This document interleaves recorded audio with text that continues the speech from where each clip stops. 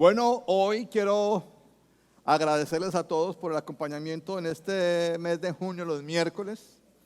Continuamos, no terminamos la serie en este mes de junio, continuamos con el segundo semestre que ya comienza la próxima semana. Amén.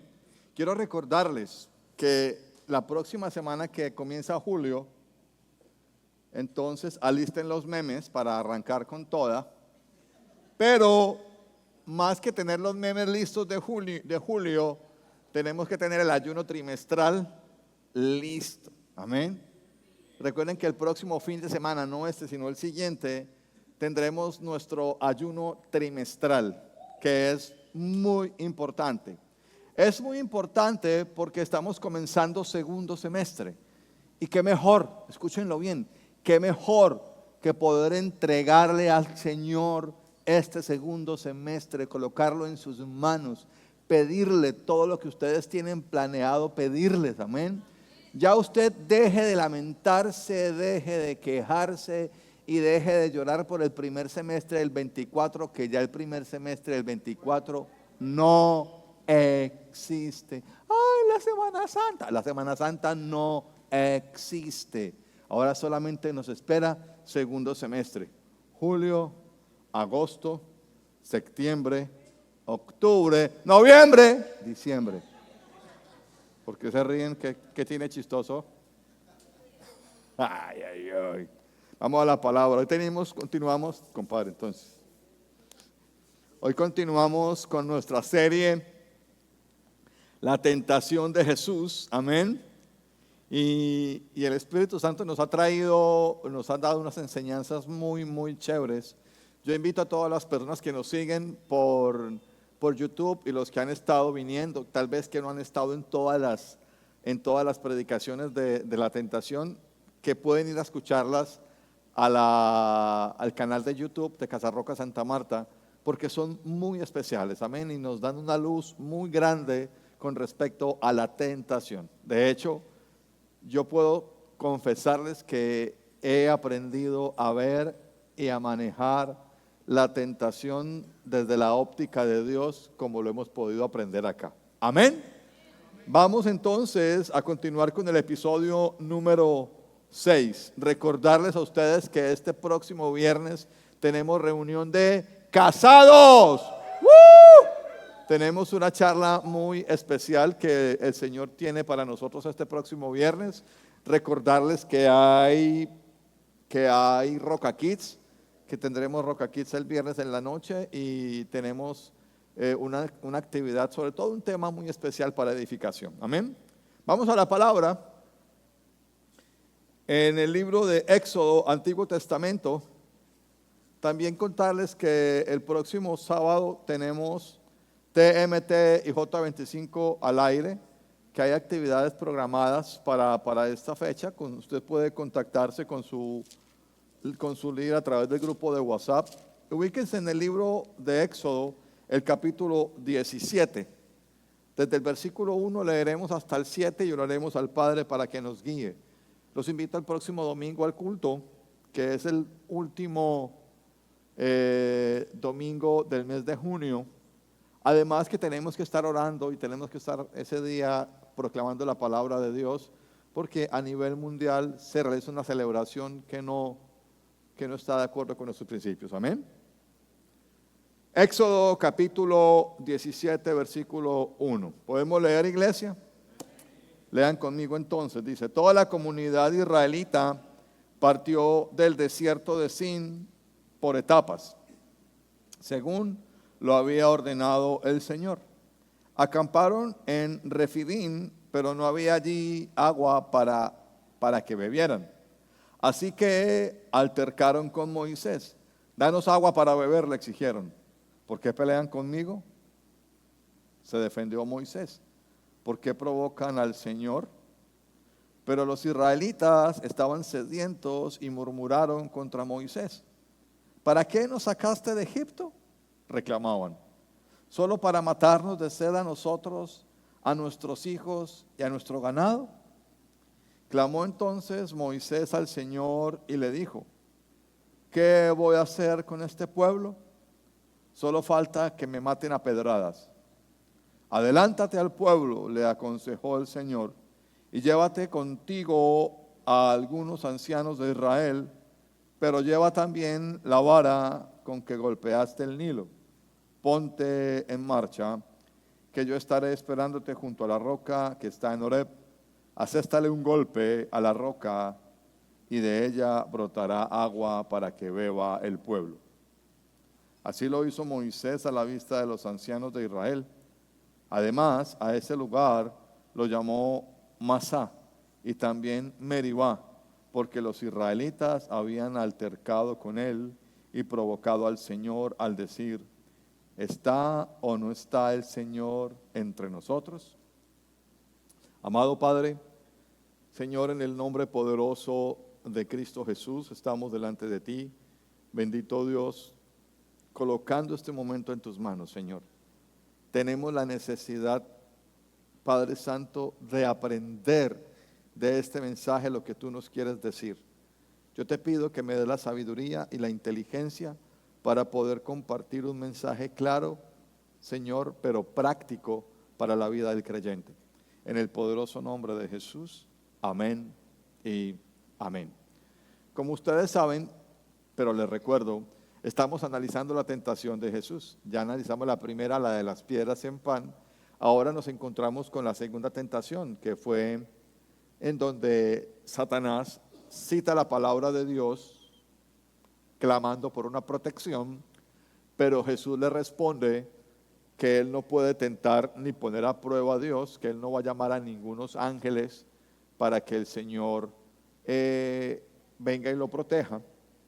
Y aprendíamos que uno muchas veces tiene la desfachatez de querer acomodar la palabra para nuestra conveniencia. Amén. Hoy vamos a complementar del por qué y vamos a ver de dónde es que dice Jesús: no pongas a prueba al Señor. Por eso les estaba leyendo el versículo 17, porque básicamente se estaba refiriendo a esa situación que había ocurrido con el pueblo de Israel. ¿Cuál situación? La situación del agua que salió de la roca. Amén. Entonces, comenzando con una pregunta, les pregunto lo siguiente: ¿en qué tentaron a Dios los israelitas? Meditemos ahí. ¿Dónde está la falta de temor a la postura que adoptaron? Porque usted va y ve el versículo número 2, dice: así que altercaron con Moisés. Otra versión dice: así que se pusieron a pelear contra Moisés. Primer error gravísimo. ¿Cuál fue? Pelear con la autoridad. Para el pueblo de Israel, Moisés era la representación misma de Dios. Y entonces, si lo leemos desde la perspectiva bíblica, podríamos decirle: así que se pusieron a pelear con Dios. Y fuera de pelear con Dios, le reclamaron a Dios, le exigieron a Dios. Amén. La semana pasada terminé la enseñanza con una frase o un párrafo que está así: porque sin esta actitud de reverencia corremos el peligro de tomarnos libertades que no nos corresponden. ¿Cuál actitud de reverencia? Que entendamos todos que nosotros no le exigimos nada a Dios. Dígale eso a su vecino. Usted no tiene por qué exigirle nada a Dios. Amén. Y estamos analizando el momento o el por qué Jesús no quiso seguir la invitación del diablo. El diablo le dice: hermano, usted es el Hijo de Dios, y la palabra dice que si usted va a estar en peligro, Él le va a mandar el ángel para que lo proteja. ¿Cuál fue la respuesta de Jesús? ¿Se acuerdan? Al Señor tu Dios no pondrás a prueba. Amén. Entonces, la misma propuesta que el diablo le hace a Jesús es una semejanza inicial citada por el mismo Jesús, que pasó con el pueblo de Israel en la ocasión que le estamos leyendo. Así que altercaron con Moisés. Danos agua para beber, le exigieron. ¿Por qué pelean conmigo?, se defendió Moisés. ¿Por qué provocan al Señor? A los que han estado anotando la predicación, pongan un subtítulo: relato bíblico de lo que fue poner a prueba al Señor. El salmista Asaf, muchos años después, escribe un salmo, el Salmo 78. Búsquelo, por favor. Versículo 17.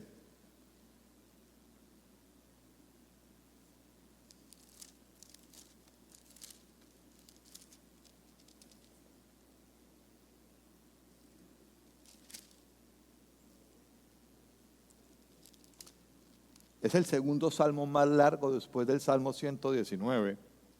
Y este salmo dice, en los primeros versículos, desde el 1, dice: pueblo mío, atiende a mis enseñanzas, presta oído a las palabras de mi boca. Mis labios pronunciarán parábolas y evocarán misterios de antaño, cosas que hemos oído y conocido y que nuestros padres nos han contado. Ustedes conocen, porque se les ha hablado acá en la iglesia, que la palabra de Dios dentro del pueblo judío no solamente se contaba, no solamente se leía, sino que se transcribía. Amén. Y el salmista Asaf, dentro de este salmo, relata todas las acciones que de antaño habían ocurrido, y dentro de esas acciones cuenta y narra lo que acabamos de leer en Éxodo 17. Dice el versículo 17, dice así: pero ellos volvieron a pecar contra él, en el desierto se rebelaron contra el Altísimo, con toda intención pusieron a Dios a prueba y le exigieron comida a su antojo. Murmuraron contra Dios y aún dijeron: ¿podrá Dios tendernos una mesa en el desierto? Cuando golpeó la roca, el agua brotó en torrentes. Pero ¿podrá también darnos de comer? ¿Podrá proveerle carne a su pueblo?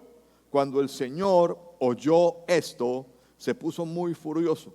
Su enojo se encendió contra Jacob, su ira ardió contra Israel, porque no confiaron en Dios ni creyeron que Él los salvaría. Estamos todavía en el contexto histórico. Los israelitas demandaban agua y comida a su gusto y suponían que el obligado a proveerles, ¿quién era? El Señor. Amada iglesia, muchísimas veces nosotros tomamos esa postura porque creemos que porque somos hijos de Dios, tenemos el derecho de exigirle cosas a Dios. Y es todo lo contrario. Es Dios quien nos exige a nosotros. Amén. En este relato bíblico podemos ver cuál era la esencia del pecado del pueblo de Israel y podemos entender por qué Jesús no hizo lo que el diablo le pidió. ¿Qué fue lo que le pidió? Que se arrojara. Que se arrojara al abismo, que Dios de todas maneras lo iba a salvar. Que se tirara sin miedo, que le hiciera. Que el Señor siempre tiene ángeles en todo momento para que los proteja y los guarde. Amén. Muchas veces nos formamos una imagen equivocada de Dios. Recuerde, pensamos que Él responde y que somos nosotros los que damos las órdenes. Amada iglesia, esto es exactamente el desvío del rol real de Dios que el diablo procuraba provocar en la caída de Jesús. Y es el mismo engaño que el diablo pone para nosotros para que caigamos en esa tentación. Escúcheme, el diablo le propuso un plan a Jesús que no había nacido en el corazón de Dios. Grábense en eso. Hay que tener mucho cuidado con los planes que no nacen en el corazón de Dios. Amén. Porque cuando usted ejecuta o pone en marcha planes que no han nacido en el corazón de Dios, cuando usted ejecuta ese plan, está obligando al Padre a responder a una situación que Él no había aprobado. Amén. Por eso es que hay tantos de ustedes por allá metidos en chicharrones y en pendejadas, porque ustedes dijeron, no, yo ya oré. ¿Cuánto oró? Media hora.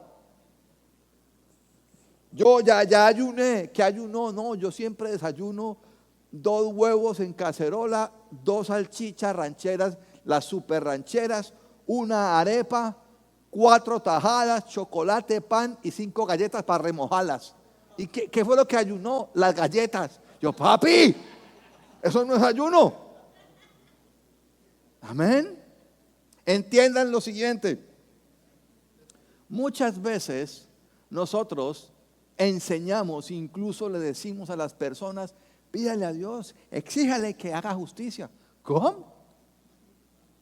Miren, otro título ahí, señales de una falsa doctrina. La mejor prueba que nosotros podemos tener para identificar una falsa doctrina es cuando vemos que en su interior de esa iglesia, de ese grupo o de esa denominación, se le enseña a las personas a darle órdenes a Dios. La mejor prueba es cuando vemos que se enseña al hombre a que él sea el que controle a Dios, ya sea por ritos, por sacrificios o por disciplinas espirituales. No se nos puede olvidar, tenemos una sola verdad, y es que en el reino de los cielos nosotros somos los que obedecemos lo que Dios dice. Entonces repita conmigo, yo obedezco, Dios manda. Otra vez, yo obedezco, Dios manda. Dios será siempre el que manda. Dios será siempre el que inicia. Dios será siempre el que dispone y Él es el que propone. Amados creyentes, atención a esto. El éxito de un creyente se construye sobre la verdad de la obediencia. Escúchenlo. El éxito de un creyente se construye sobre la verdad de la obediencia. Su vida es una porquería, su vida es un enchicharronado completamente. Usted vive grasoso todos los días. ¿Por qué? Porque no ha construido su vida sobre la obediencia. El éxito de un creyente radica cuando construye sobre la verdad de la obediencia.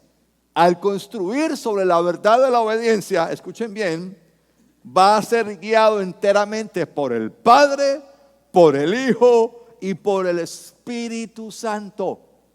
Y dentro de esta verdad, la respuesta del creyente es que nunca desarrollará proyectos personales y nunca iniciará acciones si no le han sido indicadas por el Padre. ¿Entendemos? Ahí está, ahí está. Hay muchas cosas que usted de pronto está haciendo y por lo cual pues usted ve que le está yendo bien, pero posiblemente no es la voluntad de Dios. Hay muchas acciones, muchos proyectos, muchos movimientos, muchas amistades, muchas relaciones que no están dentro de la voluntad de Dios y están fluyendo. Eso no significa que sea la voluntad de Dios. Entonces, ¿qué puede pasar? Usted puede estarse condenando solito. Amén. Se está enterrando usted mismo el puñal pensando que está haciendo la voluntad de Dios. Amén. Yo quiero que veamos 3 elementos básicos de por qué Jesús le responde y es el mejor ejemplo frente a esta tentación. Jesús es el mejor, el mayor, es nuestro mayor ejemplo. Jesús no tomó nada como algo personal, como proyecto personal o como que yo hago lo que a mí me dé la gana. Miremos, sus discípulos no eran suyos. Juan capítulo 17, versículo 6. A los que me diste del mundo, les he revelado quién eres. Lean o escuchen. Eran tuyos, tú me los diste y ellos han obedecido ¿qué? Tu palabra. Imagínense que ni siquiera los 12 discípulos que él mismo escogió, Jesús consideraban que eran de él. De verdad que hay unos textos que vamos a leer a continuación y uno dice, wow, ya sé por qué Jesús le respondió al Padre, al Señor tu Dios no pondrás a prueba. Y muchos de ustedes, y los que nos están viendo hoy, y los que nos van a ver dentro de 50 años, tienen que entender que sus problemas, sus situaciones difíciles, que los dolores de cabeza que se están ganando y todas las escaseces que viven, se debe a que no han sido obedientes. Amén. A que no han sido obedientes. Yo me acuerdo una vez en una consejería, estaba yo niño. No. Mi mamá me llevó a la iglesia para que yo a la consejería. ¿Cómo estaría yo de niño? ¿Y cómo les parece que se me sentó un señor enfrente? Le decían el calidoso, porque era de Cali. Hincha del equipito de Juan Carlos. ¿Cómo es? El Cali. El Cali, ¿cierto? Deportivo Cali. El equipo de Deportivo Cali. Entonces me sienta, 64 años. Acababa de salir de una quimioterapia, ya estaba como recuperándose del cáncer. Y estábamos hablando y estaba pasando por una situación muy difícil. Su esposa lo había abandonado, sus hijos lo habían abandonado, se había quedado sin ningún sustento económico. Vendía panela en el centro de Armenia y hacía jugo de naranja y con eso recogía unos centavitos. Y su hermano menor, que era pastor en los Estados Unidos, era quien le ayudaba. Y entonces recuerdo que este hombre en consejería, hablábamos muchas cosas, se agarraba a la cabeza, se agarraba a los pelos y se jalaba la cabeza hacia adelante y decía, ¿por qué? ¿Por qué? ¿Por qué? Yo que don Álvaro, ¿qué le pasa? Cálmese. Me dijo, no, Carlos Andrés, es que a mí me predicaron hace 44 años. ¿Cómo así? El hombre vivía en Buenaventura. Era una época que, pues, me imagino muy loca. Tenía 20 años en ese entonces y llegaron unos misioneros a Buenaventura y predicaron la palabra en algún lugar de Buenaventura. Él y su hermano menor recibieron el mensaje. Su hermano menor aceptó a Jesús. Y él dijo, estoy muy joven, voy a seguir disfrutando la vida. Y pasaron 44 años así y estaba arruinado, enfermo, sin hijos, sin esposa y sin plata. ¿Qué le falta para que le quede mal? O sea, tenía toda mala. O sea, está todo malo. Su hermano, el pastor, que estaba en Estados Unidos, era quien lo estaba sosteniendo en ese momento. Amén. Entonces fíjense que muchas veces uno quiere hacer proyectos personales, uno muchas veces quiere inculcar cosas que yo soy capaz, yo puedo, yo soy inteligente, cuando se le olvida lo que el propio Jesús nos está enseñando aquí. Todo viene de Dios. Dígale a su vecino, todo viene de Dios. Oigan, miren el ejemplo de Jesús, Isabel Chávez. Lo que hablaba el Padre, lo que hablaba el Padre se lo daba. Juan capítulo 12, versículo 49. Yo no he hablado por mi propia cuenta. El Padre que me envió me ordenó qué decir y cómo decirlo. Imagínense que uno muchas veces cuántas pendejadas no habla. Y muchos de nosotros en muchas ocasiones solo hablamos bobadas y pendejadas. Ya entiendo a Salomón cuando dijo, ¿qué fue lo que dijo Salomón? Que aún el necio, ¿qué? Cuando calla, se cuenta como sabio. Increíble. Es increíble cómo en la escritura, Richie, de Génesis al Apocalipsis, son más los versículos que nos invitan a guardar silencio. Pero nosotros hacemos lo contrario. Imagínense que el mismo diseño morfológico nos lo indica. ¿Qué nos dice el diseño morfológico? ¿Cuáles son las vías de ingreso? Los oídos y los ojos. ¿Cuántos ojos tenemos? 2. ¿Cuántos oídos tenemos? 2. ¿Cuánta boca tenemos? 1. Ya estaba diciendo Charles que come tanto. Yo tengo 2, pasó la boca al estómago. Sí, no falta. O Marco, que también come artico. No. La boca está indicándole a la humanidad que usted tiene que observar el doble y escuchar el doble de lo que habla. Y uno habla el cuádruple de lo que escucha, de lo que ve. ¿Cuántos de ustedes muchas veces no se maldicen o maldicen a su familia o maldicen su trabajo? Por ejemplo, yo hace un momentico me dije una bobada a mí mismo que yo dije, uy, Dios mío, no, ¿por qué habla así? Me arrepentí y me desaté. Me estaba vistiendo, vale, pues cuidado, Javi. Me estaba vistiendo, entonces yo siempre, para vestirme, yo siempre organizo mi ropa a un lado de la cama. Y esta camisa me la había quitado en la mañana y estaba al revés. Entonces cuando la fui a organizar, la volví a colocar como estaba, la doblé y la puse. Entonces como me estaba vistiendo bajo la oscuridad, yo cogí la camisa y la volví a voltear y me la puse. Entonces mire lo que dije, uy no, yo soy el más pendejo de toda la humanidad que ha existido. Entiendan eso, entiendan lo que acabo de decir tan bobo. Cuando yo miro la camisa estaba al revés porque yo la había puesto al derecho, pero entonces yo inmediatamente dije, oiga, ¿yo por qué me maldije de esa forma? Yo, Señor, renuncio, yo no soy pendejo. ¿Cuántas veces usted no hace eso? Uy, yo sí estoy muy feo, uy, yo sí soy más gorda, uy, no. Yo sí no sirvo para nada. ¿Cuántas veces uno no se dice eso? Y la Escritura dice que nosotros solo debemos hablar lo que el Padre nos manda a hablar. Amén. Algo así como que solamente hablemos Mateo, Marcos 17:8. Yo sé que eso sería una cosa exagerada, pero a ese punto tenemos que llegar.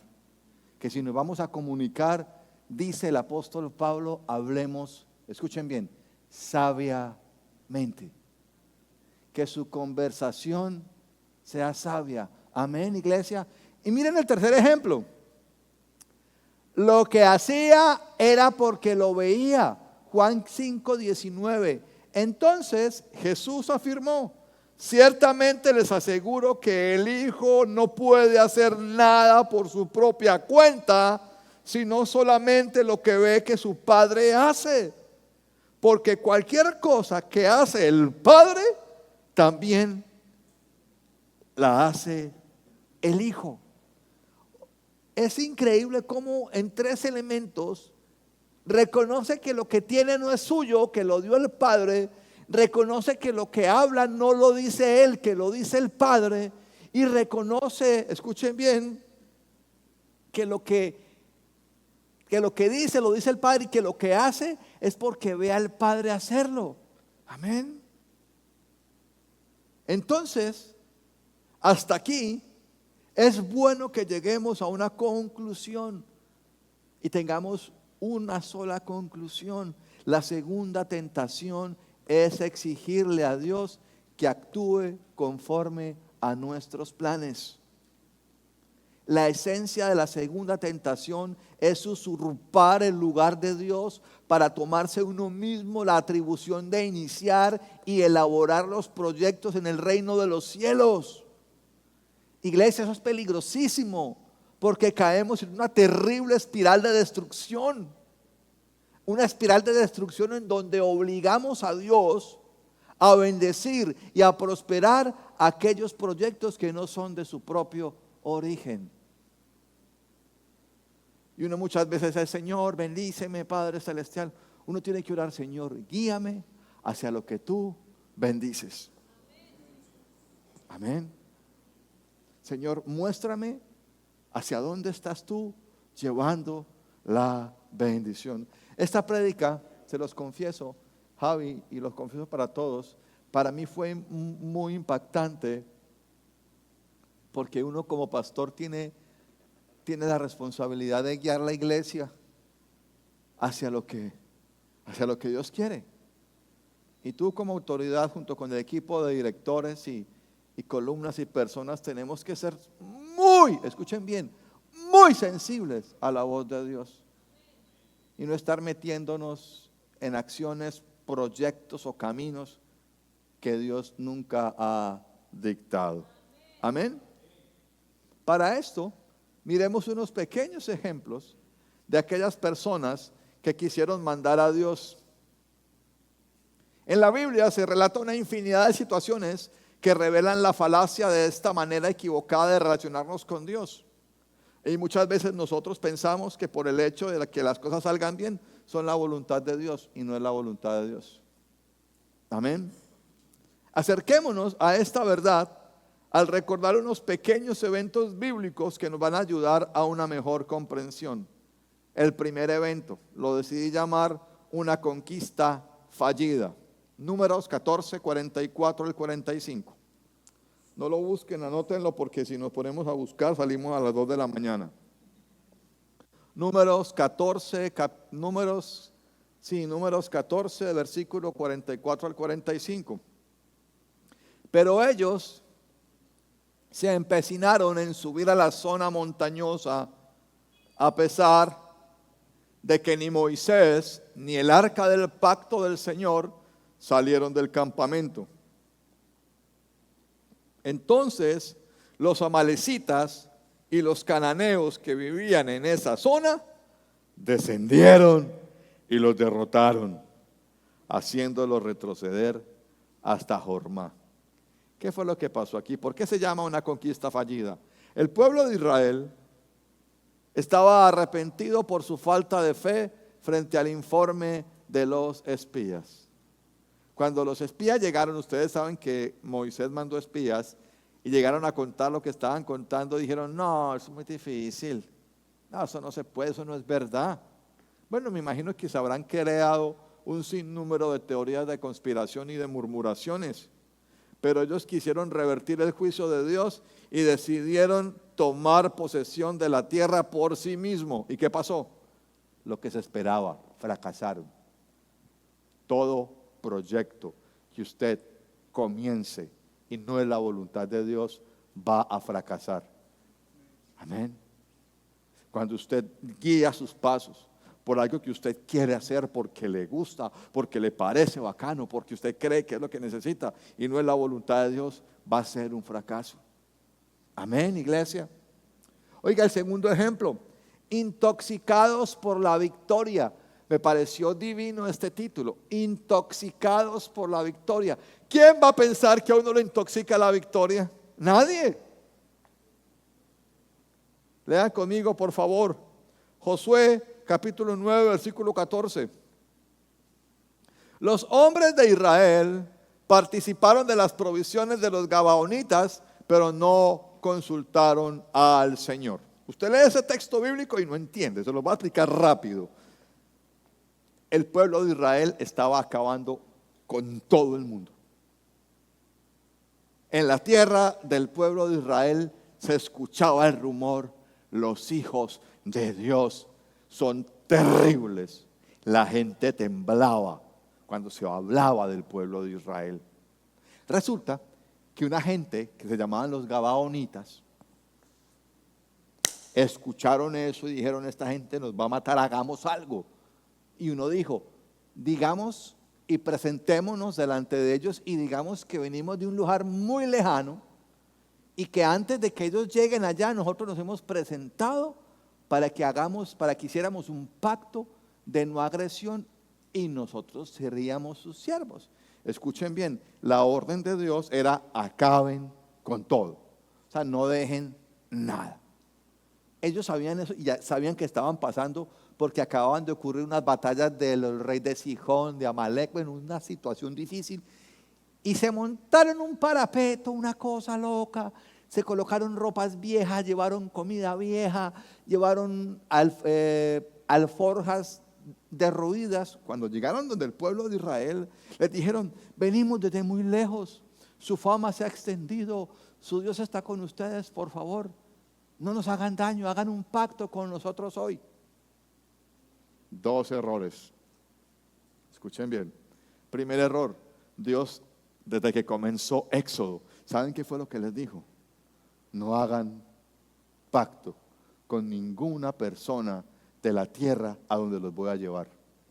Número 1, desobediencia. Y 3 errores. Número 2, desobedecieron. ¿Por qué? Porque la orden era destruyan todo. Aceptar el pacto era aceptar desobedecer la orden. Tercer error. Pero no consultaron al Señor. Amén. Cuando uno lee varios autores que explican este texto, dicen que lo que pasó era que estaban tan contaminados de tanto ganar. Oiga, y dentro del contexto podemos encontrar a un ejército que había obtenido muchas victorias con la ayuda de Dios, pero que lastimosamente, intoxicado por esas victorias, decidieron hacer un pacto con los gabaonitas, simplemente desobedeciendo a Dios. Y esto fue lo que tocó mi corazón. Muchas veces pensamos que la seguidilla de victorias o éxitos permanentes son sinónimo del respaldo de Dios en todo momento. ¿No le ha pasado algunas veces? A usted siempre le va bien, siempre le va bien. Pasa en el fútbol, en campeonatos, que el equipo gana y gana y gana y pierden. El segundo ejemplo es que uno muchas veces puede estar intoxicado porque le está yendo bien en la vida, pero se nos olvida que muchas veces nos enorgullecemos y no nos damos cuenta que ha sido Dios detrás de todo. Dígalo otra vez, Dios detrás de todo. Por eso en este día los invito a que siempre consulten con el Señor antes de emprender cualquier proyecto. Pero, ¿qué piensa Dios de todo esto? ¿O qué ha pensado Dios durante toda la historia de la humanidad al respecto frente a este tema de querer mandar a Dios? Fíjense lo que dice Isaías capítulo 30, que el profeta no pudo recibir un mensaje más claro que este mensaje. Isaías capítulo 30, versículo 1 al 2 dice, el Señor ha dictado esta sentencia. Muy pocas promesas, muy pocas palabras de Dios comienzan como comienza esto. Dice, el Señor ha dictado esta sentencia. ¿Qué significa eso? Que lo que Dios está diciendo ahí lo va a cumplir. O sea, no tienen que esperar nada, se va a cumplir. Ay de los hijos rebeldes que ejecutan planes que no son míos. Oh Jesús. Sigamos. Que hacen alianzas contrarias a mi espíritu. Ay, papito Dios. Que amontonan pecado sobre pecado. Los que pecan y no dejan de pecar. Y como no ve que pasa nada, siguen pecando. Que bajan a Egipto sin consultarme. Es decir, que se van para el mundo. Sigue. Que se acogen a la protección de Faraón. Buscan ayuda afuera. Y se refugian bajo la sombra de Egipto. De ahí para adelante sigue la sentencia. Pero esto es lo que piensa Dios. Cuando tú desesperadamente por alguna situación comienzas a buscar la manera de querer hacer cosas para Dios, o de querer agradar a Dios, o buscar afuera cosas, un brujo buscará afuera quien le preste plata, buscará afuera quien le haga el favorcito, quien le rece la casa, o quien le rece el niño, quien le ponga la pulsera para el mal de ojo. La palabra es clara. Ustedes, los que están hoy en este lugar, junto con los que están en nuestro canal de YouTube y los que algún día escuchen esto, nosotros solo obedecemos a Dios. Amén. Eso es lo que piensa Dios. Miren, mi recomendación en esta noche es muy sencilla. No den ni un solo paso sin consultar a Dios. Siempre reconózcanlo en todos sus caminos. Saquen tiempo a solas.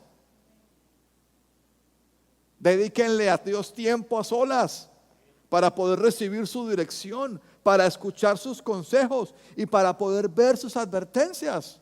Amén. Miren, el consejo se resume en este último subtítulo: volvamos todo una oración constante. Volvamos todo una oración constante. Primera de Tesalonicenses, capítulo 5, versículo 16 nos enseña: estén siempre alegres, oren sin cesar, den gracias a Dios en toda situación, porque esta es su voluntad para ustedes en Cristo Jesús.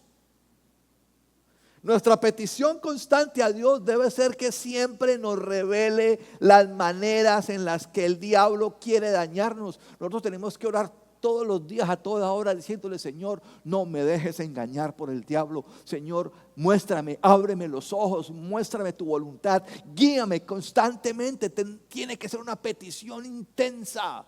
Amén. Amén. Que Dios nos muestre si estamos siendo tentados por el diablo para poner a prueba a nuestro Dios. Y debido a que muchas veces, reconozcámoslo, hemos cedido a esta tentación, es por eso que vemos tantos fracasados y tantas vidas destruidas por causa de querer hacer nuestra propia voluntad y que sea Dios quien obedezca. Amén. Es por eso que hoy lo estoy invitando, que usted vuelva todo una oración a Dios. Todo. Incluso una salida, un viaje, la compra de algún bien. Que usted todo lo vuelva una oración: Señor, si es tu voluntad. Amén. Que usted entienda que cuando le pida a Dios su bendición, que no sea como una orden, sino más bien expóngale su corazón, muéstrale sus pensamientos. Qué importante es para el creyente cultivar ese espíritu sensible a las directrices del Señor. Usted y yo tenemos que dejar de vivir tan afanados. Nosotros necesitamos tomarnos el tiempo necesario para poder entender sus directrices, para poder aceptarlas con flexibilidad necesaria, para poder modificar nuestros planes cuando Él así nos lo indique. Amén. Recordemos una cosa importante: recordemos que siempre debemos tener la convicción que el Señor solamente prospera aquellas obras que nacen en su propio corazón. Amén. Así que este es el día, este es el momento para que usted piense: ¿dónde está fallando? ¿Qué está iniciando o qué está por iniciar que tal vez no sea la voluntad de Dios? ¿Por qué? Porque cuando usted